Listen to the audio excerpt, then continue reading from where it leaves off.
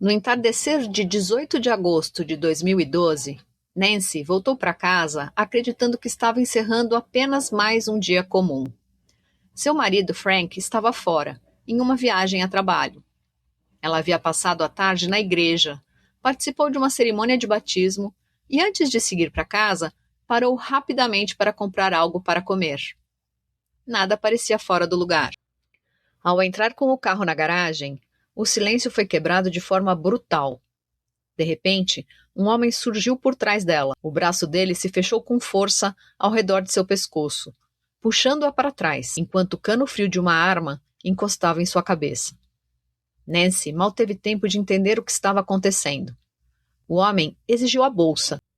Por instinto, ela reagiu. Lutou, tentou se desvencilhar.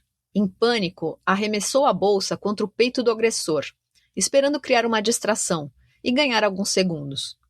Foi quando, em meio ao desespero, ela gritou com todas as suas forças: "Jesus, me salva!" O disparo veio imediatamente depois. O tiro atravessou sua cabeça, desceu pelo corpo e atingiu o ombro, até se alojar em seu pulmão. O agressor fugiu correndo levando a bolsa, mas deixando o carro, e Nancy caída no chão da garagem, sozinha, sangrando, sem conseguir respirar direito. Quando recobrou a consciência, a dor era dilacerante. Cada tentativa de inspirar ar parecia impossível. Ainda assim, algo dentro dela insistia para que ela não ficasse ali. Nancy tentou acionar o botão de emergência do carro. Não funcionou. Com um esforço quase sobre-humano, ela se arrastou para dentro de casa. O chão parecia distante, os passos irreais. Ao passar por um espelho, viu o próprio reflexo e não se reconheceu. Havia sangue por toda parte. Escorria do rosto, do olho, manchava a blusa. Naquele momento, ela ainda não sabia que havia perdido o olho esquerdo. Ela só sabia de uma coisa: se não se levantasse, não sobreviveria. E foi assim, entre o silêncio da casa e a violência daquela noite, que a vida de Nancy Shore mudou para sempre.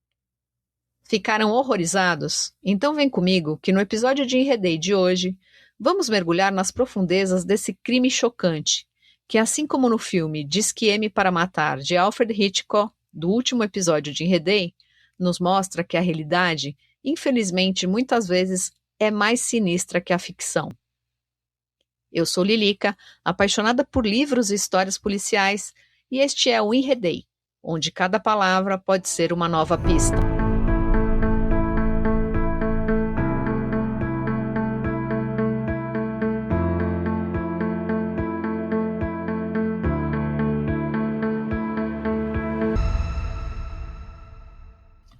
Oi, gente, bem-vindos ao Enredei, o podcast que traz histórias policiais de ficção, adaptadas e narradas em um estilo de true crime, e algumas histórias de crimes reais que podem ter inspirado livros policiais ou que parecem ter saído diretamente das páginas de um romance. Hoje, no Enredei Podcast, vamos contar uma história real de traição, tentativa de homicídio e sobrevivência. O caso de Nancy Shore, de Carrollton, no estado do Texas, Estados Unidos. Uma mulher cujo marido planejou, com a ajuda de terceiros, sua morte em sua própria garagem. E como esse caso parece ter sido inspirado pelo clássico suspense de Alfred Hitchcock, Diz que M para Matar, que também explora os labirintos de uma mente que planeja o assassinato perfeito. Dito isso, vamos a alguns recados rápidos. O crime descrito neste episódio é real e não é recomendado para pessoas sensíveis. As informações foram obtidas em diferentes fontes na internet. Vou colocar os principais links consultados na descrição do episódio e no site enredeipodcast.com.br. Recados feitos, bora para a história real. Nancy Shore era descrita por quem a conhecia como uma esposa amorosa, ativa na igreja e dedicada aos 3 filhos. Ela e seu marido, Frank Howard, haviam se casado em 1983 e pareciam ter uma vida estável em Carrollton, no norte do Texas. Frank trabalhava como contador e viajava com frequência a trabalho. Nancy, por outro lado, passava mais tempo em casa, participando de atividades comunitárias e cultos com amigos e vizinhos. Mas, sob a superfície dessa vida aparentemente tranquila, algo sombrio estava se formando. No dia 18 de agosto de 2012, como eu contei no comecinho desse episódio, Nancy havia participado de um chá para mulheres em sua igreja e depois de um batismo. No caminho de volta para casa, em sua garagem, ela foi abordada por um homem armado que a surpreendeu por trás, colocou uma arma em sua cabeça e exigiu sua bolsa. Na luta, Nancy tentou empurrar o homem e gritou por ajuda. Em resposta, ele atirou nela na cabeça e fugiu com sua bolsa. Nancy ficou ferida gravemente, com a bala atravessando parte de sua cabeça e alojando-se no pulmão, mas sobreviveu. Ela conseguiu voltar para dentro de casa e, mesmo gravemente ferida, buscou ajuda. Enquanto todos pensavam que se tratara de um roubo que deu errado, a investigação seguiu um caminho que poucos suspeitariam. A polícia começou a perceber que havia inconsistências no relato do crime. Testemunhas, câmeras e outras evidências começaram a sugerir que o ataque não era motivo de um assalto comum. Logo, uma hipótese mais perturbadora surgiu. O ataque poderia ter sido planejado por alguém próximo. Até então, alguém que Nancy confiava. E as evidências apontaram diretamente para Frank, o marido de Nancy. Testemunhas e provas reunidas por detetives indicaram que Frank havia passado anos tentando contratar alguém para matar sua esposa, a fim de que parecesse um crime casual. Ele teria feito pagamentos a criminosos e intermediários para executar o plano. A motivação, segundo os investigadores, poderia ter sido financeira e pessoal, relacionada a questões da dinâmica conjugal, que por fora parecia perfeita. Enquanto Nancy estava hospitalizada e se recuperando das feridas graves, a polícia continuou investigando o caso, questionando testemunhas e analisando detalhes como os relatos de pessoas que viram um homem suspeito seguindo Nancy. A polícia encontrou conversas gravadas com intermediários que Frank supostamente havia contactado e movimentações financeiras suspeitas ligadas à tentativa de matar sua própria esposa. Eventualmente, a investigação apontou para uma trama que foi arquitetada com todo cuidado por Frank e seus cúmplices, que tentaram fazer com que a morte parecesse um assalto do dia a dia. Nesse ponto, fica evidente a diferença entre um crime por impulso e um crime planejado. O tipo de trama que Hitchcock exploraria com detalhes em Disque M para Matar. E vocês podem estar se perguntando, quem eram os cúmplices de Frank?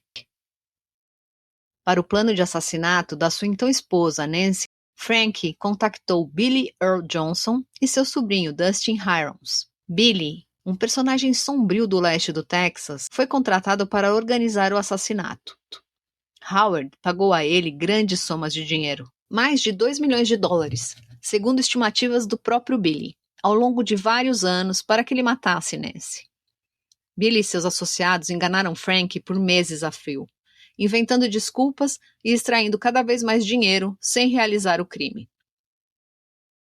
O outro cúmplice, Dustin Hirons, era sobrinho de Billy e foi o autor do disparo. Em 18 de agosto de 2012, ele atacou Nancy na garagem de sua casa e atirou em seu rosto. Mas a polícia descobriu que existia ainda outros envolvidos. O plano envolvia uma gangue do leste do Texas e mais de 10 pessoas ao todo, incluindo uma mulher chamada Stacy, que era parceira de Billy, e mais tarde contou ao FBI sobre o plano, embora inicialmente nem tenha sido acreditada.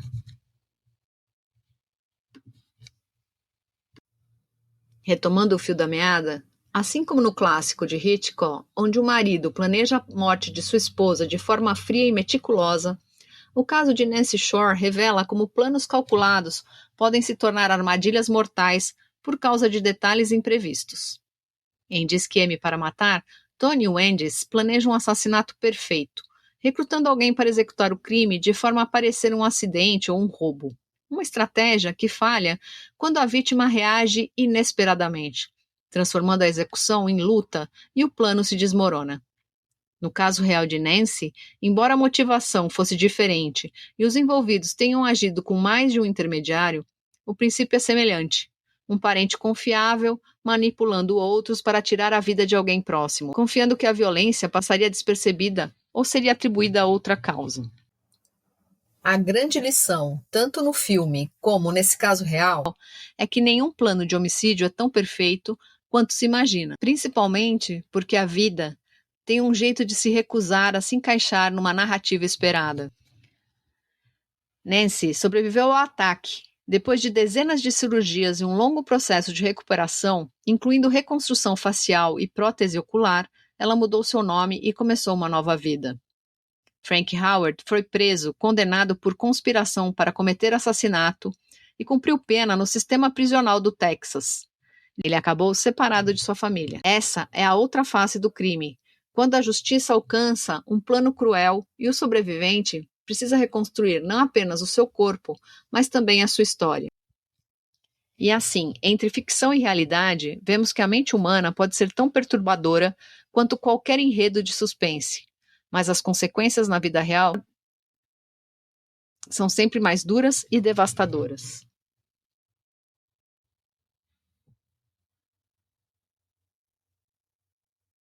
Você conhece outro caso em que alguém confiou demais em quem amava e quase pagou com a vida?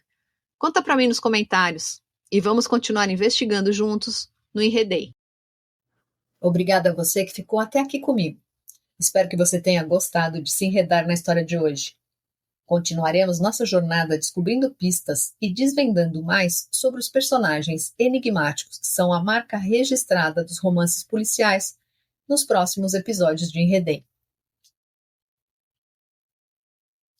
Mande seus comentários, pensamentos e sugestões. Conto com vocês para me ajudar a manter a qualidade e a relevância do podcast e garantir que o conteúdo seja sempre interessante para vocês. Se você gostou do episódio de hoje, por favor, compartilhe com seus amigos, poste nas suas redes sociais ou envie diretamente para eles. E não se esqueça de seguir o podcast em sua plataforma preferida, se inscrever no canal e ativar as notificações para saber sobre os novos episódios. Se puder também, avalie e apoie, através do Apoia-se, link no site do Enredei Podcast, para que eu possa trazer episódios com mais frequência e começar a criar conteúdos exclusivos. Obrigada a todos que ouvem e apoiam o podcast Enredei. Sem vocês, isso não seria possível. Cuidem-se e até a próxima história!